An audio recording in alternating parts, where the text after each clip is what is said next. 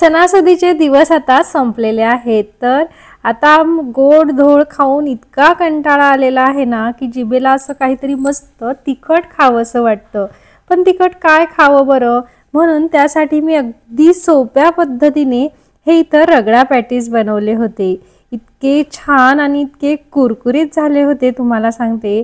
अजिबात यामध्ये कॉर्नफ्लॉवर वगैरे वापरलेलं नाही. अगदी साध्या पद्धतीने घरात जे साहित्य असतं त्याच साहित्यात हे बनवलेले आहेत आणि चवीला तर अप्रतिम झाले होते. म्हणजे संध्याकाळी स्नॅक्स म्हणून तुम्ही हे बनवू शकता किंवा अगदीच तोंडाला चव नसेल तेव्हाही बनवले तर अगदी म्हणजे तोंडाला अगदी अफलातून चव येते.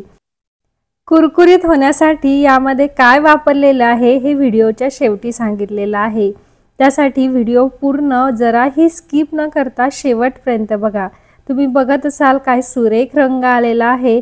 अशा कुरकुरीत पॅटीससोबत मस्त असा रगडा कसा बनवतात हे सुद्धा मी ह्या व्हिडिओमध्ये शेअर केलेला आहे. मस्त गरमागरम असे हे कुरकुरीत पॅटीस, त्यावरती गरमागरम टेस्टी हा रगडा, बारीक चिरलेला कांदा, आहा काय म्हणजे स्वर्गसुखच. त्यावरती मस्त अशी ही चिंचेची चटणी, हिरवीगार पुदिन्याची चटणी आणि 2-3 मस्त असे हे डाळिंबाचे दाणे. काय एक सुरेख कॉम्बिनेशन आहे, तुम्हाला सांगते. एक घास जरी खाल्ला ना तर पूर्ण म्हणजे स्वर्गातलं सुख असं वाटतं. इतका सुंदर लागतो. तर तुम्ही सुद्धा नक्की करून बघा आणि कसा होतो मला हे कमेंटद्वारे नक्की सांगा. श्रुतीज कॉर्नरला जर अजून सबस्क्राईब केलं नसेल तर सबस्क्राईब करा आणि शेजारील बेल आयकॉन प्रेस करा. चला तर मग सुरुवात करूया. इथे मी 1 वाटी पांढरे वाटाणे रात्रभर भिजत घातले होते. तर लक्षात ठेवा, भिजत घालताना यामध्ये अगदी थोडंसं मीठ टाकायचं. हे असे केल्याने काय होतं की वाटाणे शिजवताना अगदी लवकर शिजतात. तर अशा प्रकारे आता हे वाटाणे बघा किती छान मस्त असे टम्म फुगलेले आहेत. आता कुकरला टाकून 1 ग्लास पाणी टाकायचं. त्यानंतर ह्यामध्ये अगदी चिमूटभर हळद टाकून घ्यायची. चिमूटभर हळद टाकल्यानंतर लाल मिरची पावडर 1 टीस्पून टाकलेली आहे. तुम्ही आवडीनुसार कमी जास्त करू शकतात. धने जिरे पावडर आणि चाट मसाला अर्धा टीस्पून, त्यानंतर थोडासा अर्धा चमचा हिंग टाकलेला आहे. आता हे सगळे साहित्य मिक्स करून घ्यायचे आणि कुकरला छान मस्त 3 शिट्ट्या करून घ्यायच्या. आलू पॅटीस बनवण्यासाठी मी इथं 4 मोठे असे बटाटे उकळून घेतलेले आहेत. तर हे बटाटे छान मस्त उकळून साल काढून घेतलेले आहेत. त्यानंतर हे पॅटीस छान मस्त असे कुरकुरीत होण्यासाठी यामध्ये आपण टाकणार आहोत 1 वाटी जाड पोह्यांचा चुरा. तर तुम्हाला जर पोह्यांचा चुरा टाकायचा नसेल तर तुम्ही कॉर्नफ्लॉवर टाकू शकतात. इथं मी पोह्यांचा चुरा टाकलेला आहे. म्हणजे अगदी असे हेल्दी सुद्धा होतात आणि पोटाला त्रास सुद्धा होत नाही. तर असं हे छान मस्त याची पिठी तयार झालेली आहे. हे बटाटे आता मी असे छान मस्त कुस्करून घ्यायचे आहे.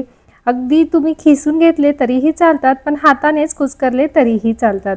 तर अशा प्रकारे हा बटाटा छान मस्त कुस्करून झालेला आहे.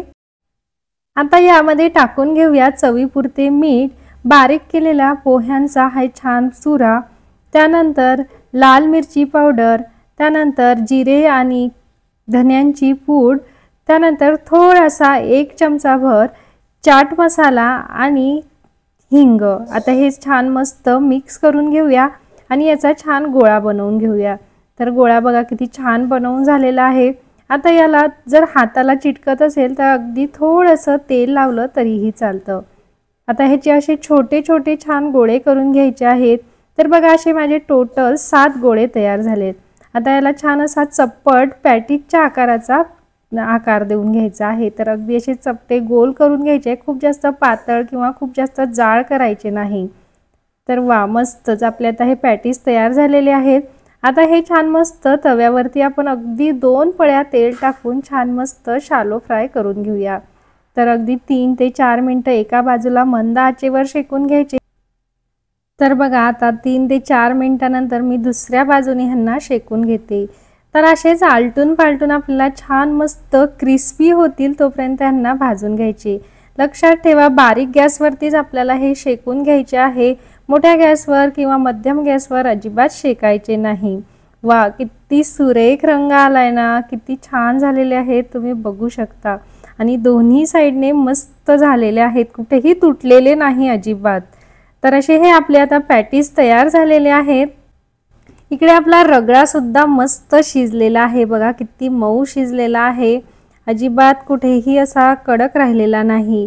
आणि तुम्हाला जर हा घट्ट वाटत असला ना, तर थोडंसं कोमट पाणी यामध्ये टाकून परत एकदा याला उकळी आणायची झाकण न लावता।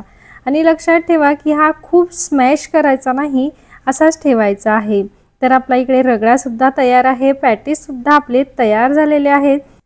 बघूनच तोंडाला असं पाणी सुटलेलं आहे आणि घरामध्ये घमघमाट तर इतका आलेला आहे, तुम्हाला काय सांगू।